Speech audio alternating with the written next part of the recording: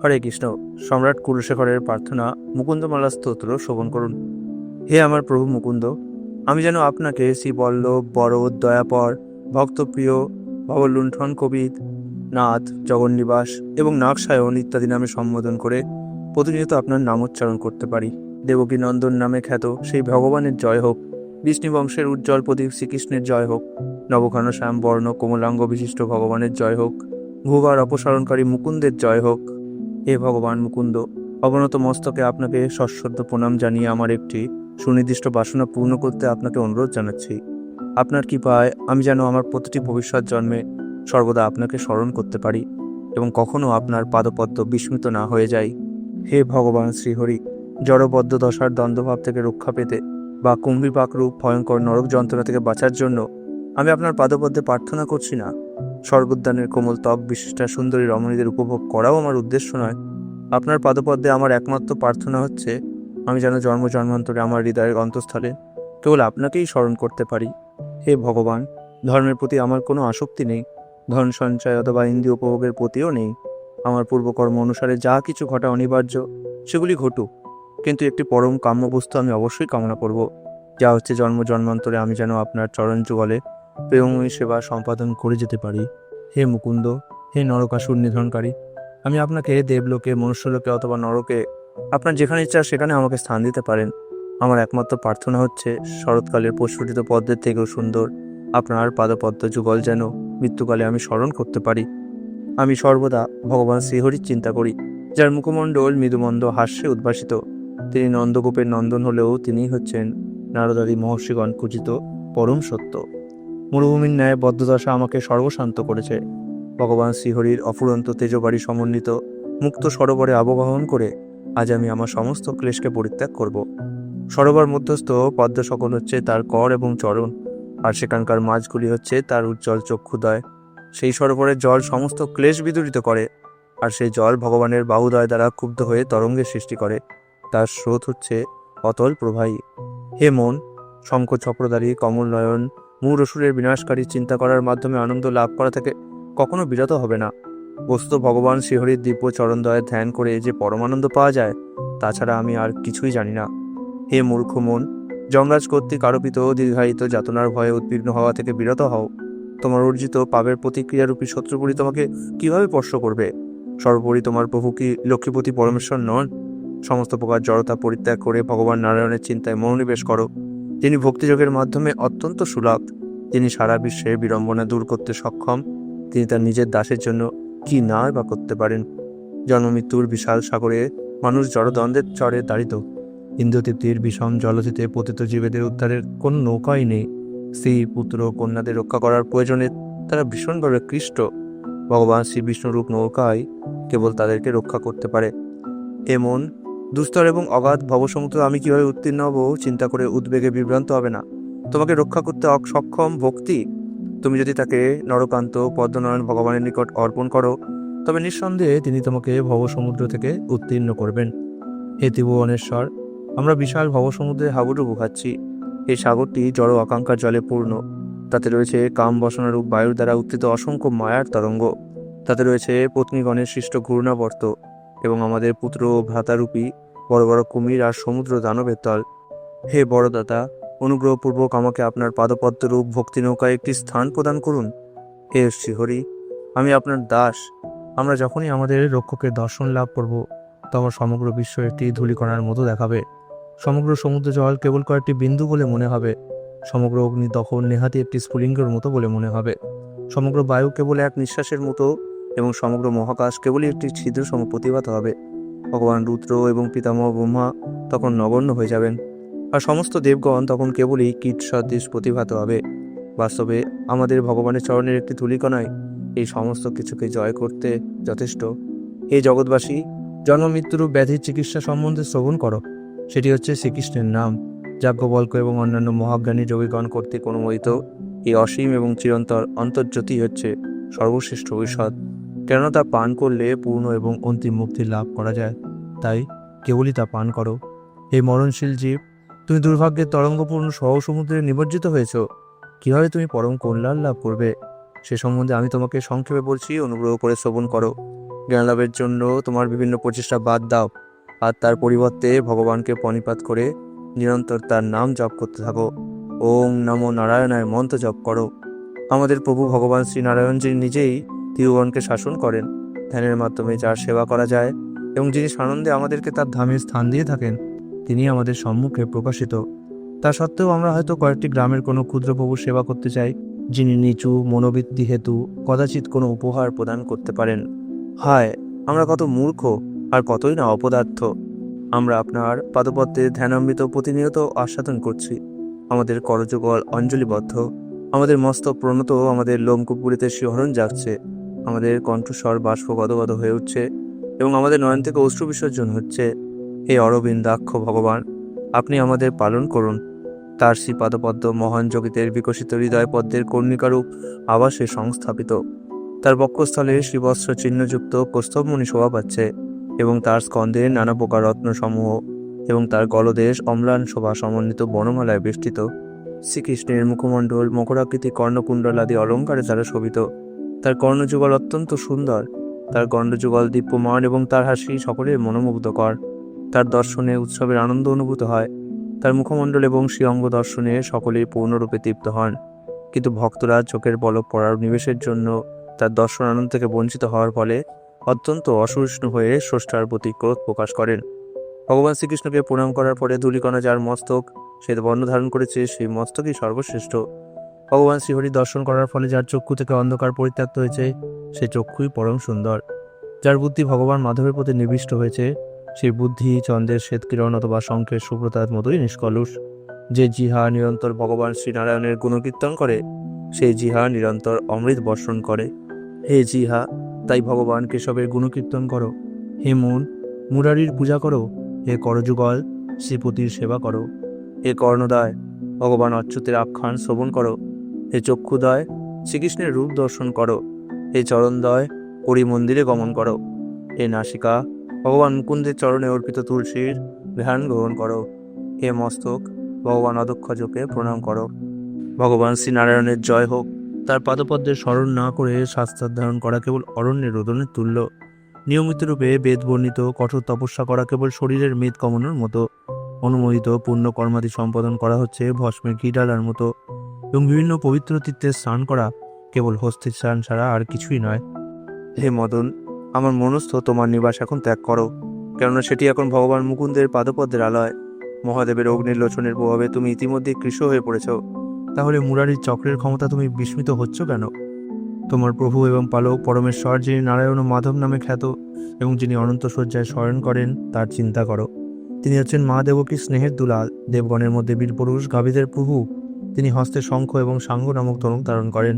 তিনি সৌভাগ্য দেবীর লক্ষ্মীর প্রতি, সমস্ত ব্রহ্মাণ্ডের নিয়ামক। লীলাচ্ছলে তিনি সমস্ত ব্রহ্মাণ্ডকে তার উদর থেকে প্রকাশ করেন। অন্য কোনো কিছু চিন্তা করে তোমার কী লাভ হবে? আয়ে মাধব, ক্ষীণ পুণ্য হেতু আপনার পাদপদ্মে যাদের ভক্তি নেই, তাদের যেন আমি দৃষ্টিপাতও না করি। আমি যেন আপনার মূল্যবান লীলাকথা শ্রবণ না করা থেকে পরামুখ হয়ে অন্যান্য বিষয়ের প্রতি আগ্রহী না হই। এই জগৎপথে যারা আপনার সম্বন্ধে চিন্তনকে এড়িয়ে চলে, আমি যেন তাদের প্রতি ভ্রুক্ষেপও না করি এবং জন্ম জন্মান্তরে আমি যেন আপনার ন্যূনতম সেবা করতেও অক্ষম না হয়ে পড়ি।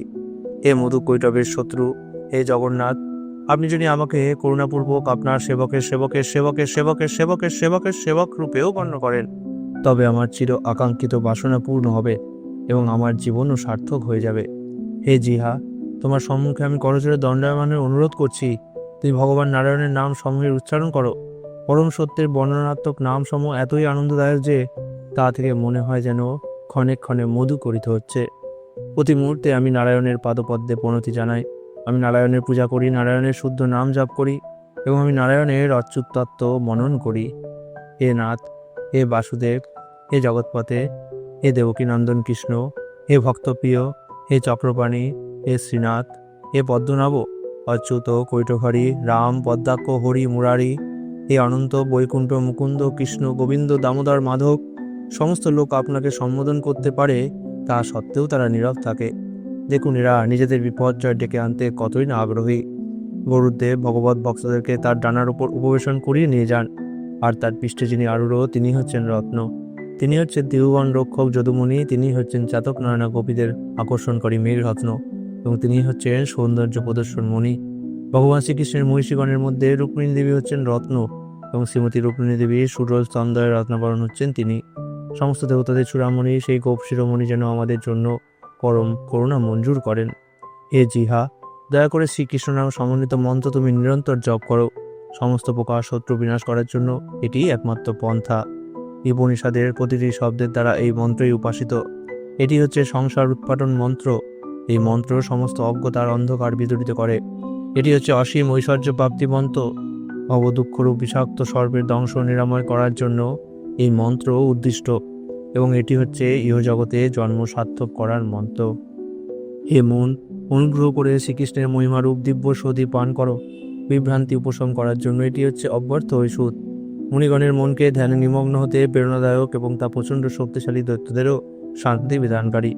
ত্রিভুবনকে পুনর্জীবিত করার জন্য এবং পরমেশ্বর ভক্তদের জন্য অসীম আশীর্বাদ প্রাপ্ত এটি একমাত্র ঔষধ। বাস্তবে ভয় ধ্বংস করতে এবং আত্যন্তিক কল্যাণ লাভ করার জন্য এটি হচ্ছে একমাত্র ঔষধ। হে ভগবান শ্রীকৃষ্ণ, এই মুহূর্তে আমার মন রূপ রাজহংস যেন আপনার চরণের জট পাকানো পদ্মনালে প্রবেশ করে। মৃত্যুর সময় যখন আমার কণ্ঠ কফ বাত পিত্তের দ্বারা অবরুদ্ধ হয়ে যাবে, তখন আমার পক্ষে আপনার আরাধনা করা কিভাবে সম্ভব হবে? হে মন, তুমি পর্বতের ন্যায় অনন্ত শয্যায় শায়িত ভগবান পুণ্ডরিকের চিন্তা করো। হে জিহা, তার গুণকীর্তন করো। হে মস্তক, তাকে প্রণতি জ্ঞাপন করো। হে হস্তদ্বয়, তার সম্মুখে কৃতাঞ্জলি হও। হে শরীর, তাকে ভূমিষ্ঠ হয়ে প্রাণীপাত জ্ঞাপন করো। হে হৃদয়, পূর্ণরূপে তার আশ্রয় গ্রহণ করো। হে পরমেশ্বর হচ্ছেন সর্বশ্রেষ্ঠ উপাস্য। তিনি সর্বমঙ্গলময় এবং পরম পবিত্রতা প্রদানকারী। একমাত্র তিনি শাশ্বত সুরক্ষা প্রদান করতে পারেন। যে ব্যক্তি ভগবান জনার্দনের লীলা এবং মহান গুণাবলীর কথা শ্রবণ করেও দেহে রোমাঞ্চ এবং শিহরণ অনুভব করেন না, যার চক্ষে প্রেমাশ্রু প্রবাহিত হয় না, তিনি সর্বাপেক্ষা অধঃপতিত হতভাগা। তার জীবনকে ধিক। হে প্রভু, আমার ইন্দ্ররূপী তেজস্বী চোরেরা আমার বিবেকবোধরূপ মহামূল্যবান সম্পদ চুরি করে আমাকে অন্ধ করে দিয়ে মোহের গভীর অন্ধকূপে নিক্ষেপ করছে। হে পরম প্রভু, অনুগ্রহপূর্বক আপনি আপনার হস্ত প্রসারিত করে এই পাপিষ্ঠকে রক্ষা করুন। এই দেহের সৌন্দর্য ক্ষণস্থায়ী, শেষে বৃদ্ধাবস্থায় শত শত অস্থিসন্ধি অচল হয়ে পড়ে যাবে, আর মৃত্যুমুখে অবশ্যই আমি পতিত হব। এরে বিভ্রান্ত মূর্খ, আর কেন প্রতিষেধক খুঁজে বেড়াচ্ছ? একমাত্র অব্যর্থ মহৌষধ শ্রীকৃষ্ণারিষ্ট পান করো। মনুষ্য সমাজে সর্বাপেক্ষা আশ্চর্যের বিষয় হচ্ছে যে মানুষ এতই অসংশোধনীয় যে তারা ভগবান নারায়ণের নামের প্রাণদায়ী অমৃত পরিত্যাগ করে তার পরিবর্তে অন্যান্য আজে বাজে কথা বলার মতো বিষ পান করে। আমার সমস্ত আত্মীয়গণ যদি আমায় পরিত্যাগও করেন, আমার গুরুগণ ব্যক্তিগণ যদি আমায় নিন্দাও করেন, তবুও পরম আনন্দময় গোবিন্দই একমাত্র আমার প্রাণস্বরূপ। হে মনুষ্য সমাজ, ঊর্ধ্ববাহু করে আমি সত্য ঘোষণা করছি, যে কোনো মরণশীল প্রাণী দিনের পর দিন এমনকি যুদ্ধে অথবা মৃত্যুকালেও মুকুন্দ, নরসিংহ এবং জনার্দনের নাম উচ্চারণ করবেন। তিনি তার সর্বাপেক্ষা উচ্চাকাঙ্ক্ষাকেও এক খণ্ড পাথর অথবা কাঠের থেকে বেশি মূল্যবান বলে মনে করবেন না। তাই দুই বাহু উত্তোলন করে যতটা উচ্চস্বরে সম্ভব আমি অনুকম্পা সমন্বিত উপদেশ উচ্চারণ করছি। জড়জাগতিক জীবনের ভয়ঙ্কর বিষাক্ত অবস্থা থেকে মুক্ত হওয়ার মানুষে যারা সন্ন্যাস আশ্রম অবলম্বন করেছেন, তারা যেন যত্ন সহকারে নিরন্তর ওম নমো ভগবতে বাসুদেবায় এই মন্ত্র উচ্চারণ করেন। এক মুহূর্তের জন্যও আমার মন শ্রীকৃষ্ণের পাদপদ্ম থেকে বিরত হতে পারে না। তাতে আমার প্রিয়জন এবং অন্যান্য আত্মীয়রা যদি আমার সমালোচনাও করে, তবে করুক। আমার গুরুজনরা আমাকে গ্রহণ করতে পারেন অথবা পরিত্যাগ করতে পারেন। সাধারণ লোকেরা আমার সম্বন্ধে কুৎসা রটাবে, আমার বংশের গৌরব নষ্ট হবে, তাতে কিছু যায় আসে না। ভগবানের প্রতি সুমধুর আকর্ষণ এবং ভগবত প্রেমের বন্যায় প্লাবিত আমার মতো একজন পাগল মানুষের পক্ষে তা যথেষ্টই সম্মানের ব্যাপার। ত্রিজগতের গুরু শ্রীকৃষ্ণ যেন আমাদের রক্ষা করেন। সর্বদা শ্রীকৃষ্ণকে প্রণতি জ্ঞাপন করুন। কৃষ্ণ আমাদের সমস্ত শত্রুকে হত্যা করেছেন। শ্রীকৃষ্ণকে প্রণাম জানাই। একমাত্র শ্রীকৃষ্ণ থেকেই এই জগতের উৎপত্তি হয়েছে। আমি শ্রীকৃষ্ণের দাস, সমস্ত ব্রহ্মাণ্ড তার মধ্যে বিরাজমান। হে কৃষ্ণ, অনুগ্রহপূর্বক আমায় রক্ষা করো। হে কিশোর গোপবালক, হে করুণা সিন্ধু, হে সিন্ধু সুতা লক্ষ্মীপতি, হে কংসারী, হে গজেন্দ্রের করুণাময় কল্যাণকারী, হে মাধব, হে রামানুজ, হে ত্রিজগৎগুরু, হে গোপীগণের কমলনয়ন প্রভু, আমি জানি আপনার থেকে বড় কেউ নেই। অনুগ্রহ করে আমাকে রক্ষা করুন। সমুদ্রের সুন্দরী কন্যা আপনার সহধর্মিণী, এবং শ্রী ব্রহ্মা হচ্ছেন আপনার পুত্র।